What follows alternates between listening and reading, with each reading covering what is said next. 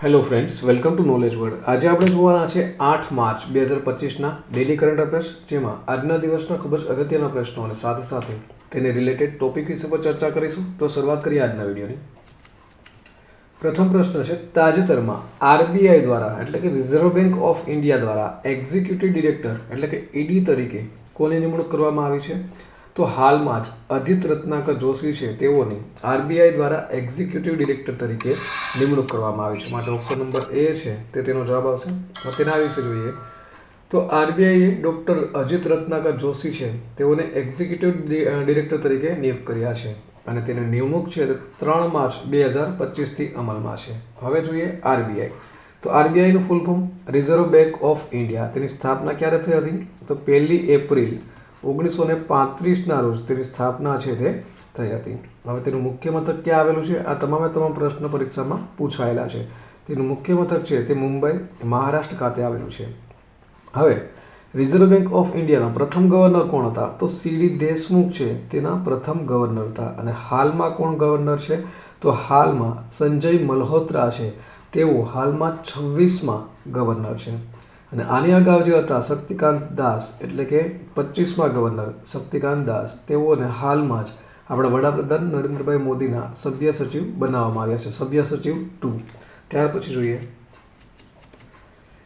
તાજેતરમાં Gujarat semi connect conference 2025નું ઉદ્ઘાટન કોણે કર્યું છે? તો હાલમાં જ આનું જે ઉદ્ઘાટન છે તે આપણા મુખ્યમંત્રી ભૂપેન્દ્રભાઈ પટેલ દ્વારા કરવામાં આવ્યું છે. માટે ઓપ્શન નંબર બી છે તે તેનો જવાબ આવશે. તેના વિશે જોઈએ તો મુખ્યમંત્રી ભૂપેન્દ્રભાઈ પટેલે ગાંધીનગરમાં આજે સેમી કનેક્ટ કોન્ફરન્સ છે 2025 તેનું ઉદ્ઘાટન કર્યું છે. અને આમાં ઘણા બધા વૈશ્વિક પ્રતિનિધિઓ છે, 1500 પ્લસ, અને ઘણા બધાએ ભાગ છે તે પણ લીધો હતો. હવે વાત આવી ગુજરાતની. તો ગુજરાતના હાલના મુખ્યમંત્રી તો આપણે જોયું છે ભૂપેન્દ્રભાઈ પટેલ, આ છે સીએમ, અને રાજ્યપાલ છે આપણા આચાર્ય દેવવ્રત. અને બીજા અગત્યના ગુજરાતના જે કરંટ અફેર વિશે જોઈ લઈએ તો હાલમાં જ જામનગરમાં દેશની પ્રથમ દરિયાકાંઠાના પક્ષીઓની ગણતરી છે તે હાલમાં જામનગરમાં થઈ છે.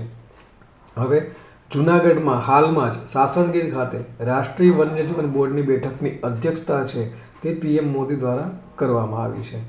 અને ગુજરાતનું જે છે મસાલી ગામ, આને મસાલી ગામ છે તે સૌર ઉર્જાથી ચાલતું દેશનું પ્રથમ સરહદી ગામ છે તે પણ બન્યું છે. ત્યાર પછી જોઈએ, તાજેતરમાં ખેલો ઇન્ડિયા પેરા ગેમ્સ ક્યાં યોજાશે? તો આ છે તે હાલમાં જ દિલ્હી ખાતે યોજાયું હતું. માટે ઓપ્શન નંબર ડી છે તે તેનો જવાબ આવશે. તો તેના વિશે જોઈએ તો 20થી લઈને 27 માર્ચે નવી દિલ્હીમાં જે ખેલો ઇન્ડિયા પેરા ગેમ્સ છે તે યોજાશે. અને આ છે તેની બીજી આવૃત્તિ છે. અને 1230 પેરા એથ્લેટ્સ છે તે 6 વિદ્યા શાખાઓમાં અલગ અલગ ભાગ લેશે. ત્યાર પછી જોઈએ, તાજેતરમાં પીએમ મોદીએ કયા રાજ્યમાં શિયાળુ પ્રવાસન કાર્યક્રમમાં ભાગ લીધો હતો? તો હાલમાં જ પીએમ મોદી દ્વારા ઉત્તરાખંડ રાજ્યમાં જે શિયાળુ પ્રવાસન કાર્યક્રમ છે તેમાં ભાગ લીધો હતો. માટે ઓપ્શન નંબર એ છે તે આપણો જવાબ આવશે. તેના વિશે જોઈએ તો સ્ક્રીન ઉપર તમે જોઈ શકો છો, પ્રધાનમંત્રી શ્રી નરેન્દ્રભાઈ મોદીએ ઉત્તરાખંડના હર્ષિલ ખાતે શિયાળુ પ્રવાસન કાર્યક્રમ છે તેમાં ભાગ લીધો હતો. અને ત્યારે ટ્રેક અને બાઇક રેલીને લીલી ઝંડી બતાવ્યા બાદ આ જે શિયાળુ પ્રવાસન કાર્યક્રમ છે તેમાં હાજરી છે તે આપી હતી. વાત કરીએ હવે આપણે ઉત્તરાખંડની. તો ઉત્તરાખંડનું જે પાટનગર છે તે છે દહેરાદૂન. આ તેનું પાટનગર છે. હાલના સીએમ કોણ છે? તો હાલના સીએમ છે તે છે પુષ્કરસિંહ ધામી. રાજ્યપાલ છે તે છે ગવર્નર ગુરમીતસિંહ. અને હાલમાં જ પ્રધાનમંત્રી દ્વારા 38મા રાષ્ટ્રીય ખેલનું ઉદ્ઘાટન છે તે ઉત્તરાખંડમાં કરવામાં આવ્યું હતું. અને તેનું સમાપન પણ અત્યારે તો થઈ ગયું છે. પરંતુ 38મું જ્યારે રાષ્ટ્રીય ખેલ તમને પૂછવામાં આવે ત્યારે તે ઉત્તરાખંડમાં યોજાયું હતું. અને સૌથી મહત્ત્વની વાત હતી કે તેનું જે મશાલ છે આ 38મા રાષ્ટ્રીય ખેલની, તેનું નામ હતું તેજસ્વી. આ પણ આપણા માટે આઈએમપી છે. ત્યાર પછી જોઈએ,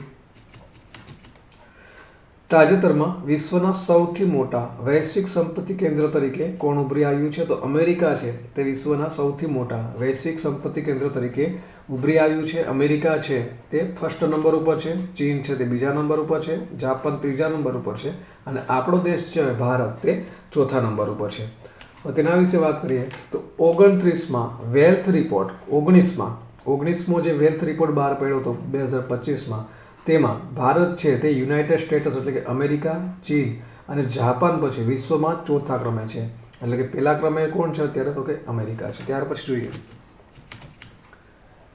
તાજેતરમાં ગોદાવરી સિંહનું અવસાન થયું છે તેઓ કોણ હતા? તો તેઓ એક શિલ્પકાર હતા, કાસ્ટ શિલ્પકાર. તો તેના વિશે હવે જોઈએ. તો સ્ક્રીન ઉપર તમે જોઈ શકો છો, આ છે તે છે ગોદાવરી સિંહ અને તેઓ એક અગ્રણી લાકડાના કારીગર એટલે કે કાસ્ટ શિલ્પકાર હતા અને તેઓને પદ્મશ્રી પુરસ્કાર છે તે પણ પ્રાપ્ત થયો હતો અને હાલમાં જ તેનું વારાણસી ખાતે અવસાન થયું છે. હવે ગોદાવરી સિંહ છે તેઓને લાકડાની કારીગરીમાં ભીષ્મ પિતામહનો દરજ્જો છે તે મળ્યો છે અને તેઓએ બનારસની શેરીઓમાંથી તેના લાકડાના રમકડા બનાવવાની કળા છે તેને સમગ્ર દેશ અને દુનિયામાં ફેલાવી છે. ત્યાર પછી જોઈએ તો તાજેતરમાં કયા રાજ્યના મુખ્યમંત્રીએ advance cyber security operation centre છે તેનું ઉદ્ઘાટન કર્યું છે? તો હાલમાં જ આજે advance cyber security operation centre છે તેનું ઉદ્ઘાટન કેરળ રાજ્ય સરકાર દ્વારા કરવામાં આવ્યું છે. માટે ઓપ્શન નંબર એ જવાબ આવશે.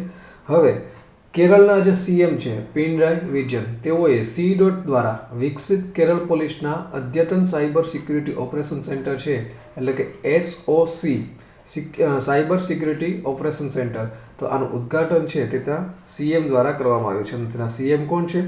તો કે પિનરાઈ વિજયન અને રાજ્યપાલ છે તે છે રાજેન્દ્ર આર્લેકર. હવે કેરળ, તો કેરળનું કેપિટલ કયું છે? તો તેનું કેપિટલ છે તે છે તિરુવનંતપુરમ. ત્યાર પછી જોઈએ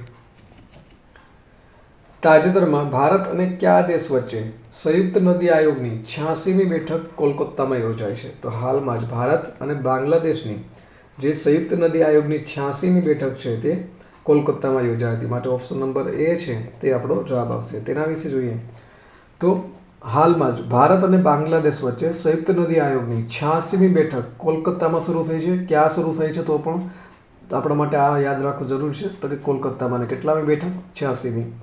અને આમાં જે મુખ્ય ચર્ચાનો મુદ્દો છે, મુખ્ય મુદ્દો તે છે ભારત અને બાંગ્લાદેશ વચ્ચે વહેતી નદીઓની જે પ્રવાહ છે તેના વિશેની ચર્ચા. ત્યાર પછી જોઈએ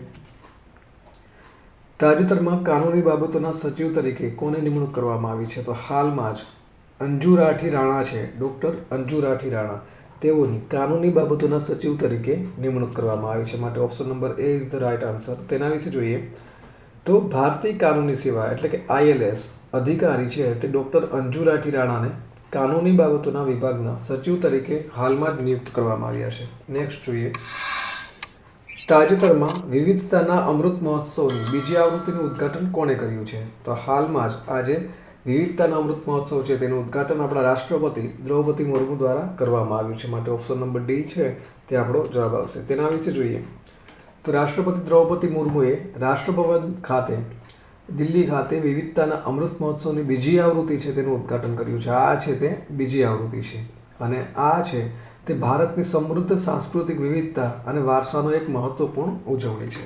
નેક્સ્ટ જોઈએ તાજેતરમાં રાષ્ટ્રીય દંત ચિકિત્સક દિવસ ક્યારે ઉજવવામાં આવ્યો? તો હાલમાં જ 6 માર્ચના રોજ રાષ્ટ્રીય દંત ચિકિત્સક દિવસ છે તેની ઉજવણી થઈ. તેના વિશે જોઈએ તો દર વર્ષે આજે નેશનલ ડેન્ટિસ્ટ ડે છે તે ઉજવવામાં આવે છે અને દર વર્ષે 6 માર્ચે આ દિવસની ઉજવણી થાય છે. ત્યાર પછી જોઈએ ગઈકાલે પૂછાયેલા પ્રશ્નોનો જવાબ. તો ગઈકાલે પૂછ્યું હતું કે તાજેતરમાં વનતારા એનિમલ રેસ્ક્યુ સેન્ટરનું ઉદ્ઘાટન કોણે કર્યું છે? તો ઓપ્શન તમારી સામે આપેલા હતા. તો હાલમાં જ આજે વનતારા એનિમલ રેસ્ક્યુ સેન્ટર છે તેનું ઉદ્ઘાટન શ્રી નરેન્દ્રભાઈ મોદી દ્વારા કરવામાં આવ્યું છે અને આ જે એનિમલ રેસ્ક્યુ સેન્ટર છે તે જામનગર ખાતે આવેલું છે. તેના પછી જોઈએ આજનો સવાલ. તો આજનો સવાલ છે તાજેતરમાં લેવિસ દ્વારા બ્રાન્ડ એમ્બેસેડર તરીકે કોની નિમણૂક કરવામાં આવી છે? ઓપ્શન તમારી સામે આપેલા છે. ઓપ્શન નંબર એ સલમાન ખાન, બી આયુષ્માન ખુરાના, સી દિલજીત દોસાંઝ અને ડી શાહરૂખ ખાન. તો આનો સાચો જવાબ તમારે કોમેન્ટ બોક્સમાં કોમેન્ટ કરી અને જણાવવાનો રહેશે. તો આ સાથે આજના દિવસનો જે વિડીયો છે તે અહીં પૂર્ણ થાય છે.